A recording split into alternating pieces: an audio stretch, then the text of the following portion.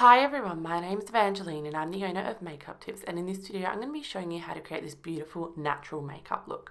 So first up, I prep my skin with a bit of the Bioderma Senza Bio H2O Micellar Water, and then I'm just going in with a bit of the Laura Mercier Radiance Primer after I have used a moisturizer just to prep my skin for foundation.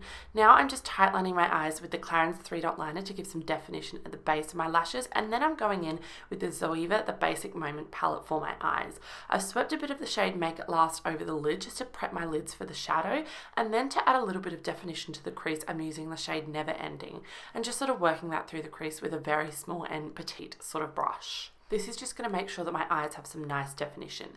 Then I'm going in with the shade Waiting, and I'm just sweeping that over the eyelid, and then I'm sort of using the brush to actually shape the eyelid. So I'm using the brush to push the crease around and just sort of create a beautiful shade to my eye and make it so that my eyes don't look as hooded as they usually do. Now I will say that I don't think this is the best Zoeva palette, and I'd say if you were looking to try Zoeva, this wouldn't be my first pick. I found that some of the shades were a little bit inconsistent.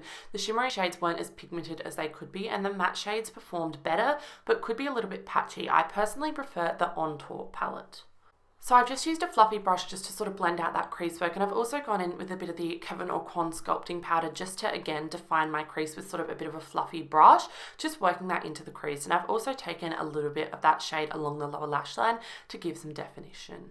I find that blending can sometimes take away a bit of that shimmer, so I'm just applying a little bit more of that Waiting shade over the eyelid and then just making sure that everything's blended with a fluffy brush. Now I'm going in with the shade Unfinished, and I'm just pressing that onto the center of the eyelid to get a bit of light and to catch the light in different ways and make the eye makeup look a little bit more three-dimensional. That really beautiful golden tone really helps just to kick it up a notch. I'm also applying a little bit of the shade Yet to Come into the inner corners of the eyes. This will help make them look larger. Next, I'm taking the Makeup Forever Aqua XL Ink Eyeliner in the shade D60.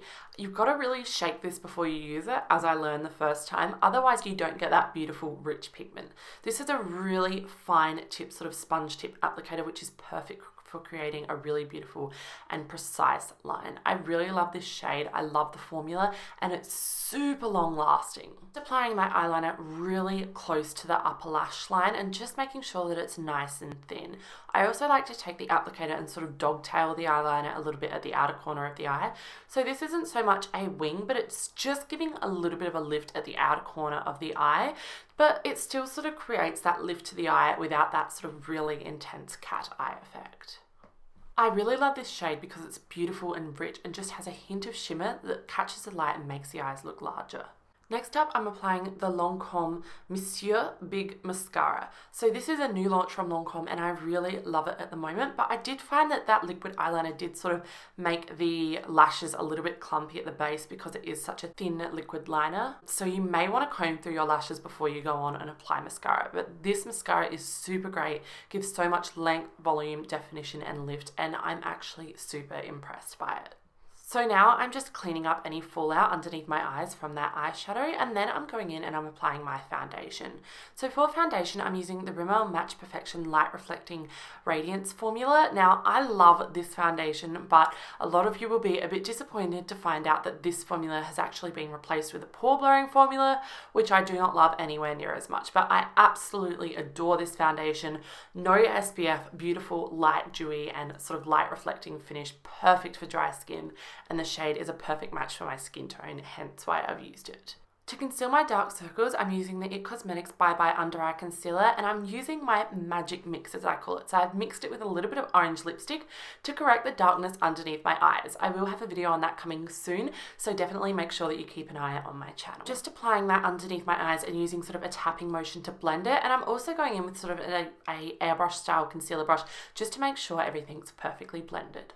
Using a small fluffy brush, I'm just applying a bit of the Rimmel Stay Matte powder underneath my eyes to set that concealer into place. And I'm also using that same brush just to sort of powder around my nose and on my forehead a bit. For my brows, I'm using the Rimmel Brow This Way Fiber Pencil in the shade Dark. Now, I'm just sort of using that in a light fluffy motion just to make sure that my brows look nice and defined and natural.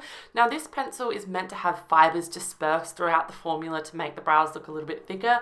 Personally, I feel that's a bit of a gimmick, and I'm still not 110% sure that this is the best eyebrow pencil in the world, but it does the job, and I like to think that it's made my brows look pretty nice and well groomed. So I'm still not 100% sure about it, but I'll play with it a little more and see how I go.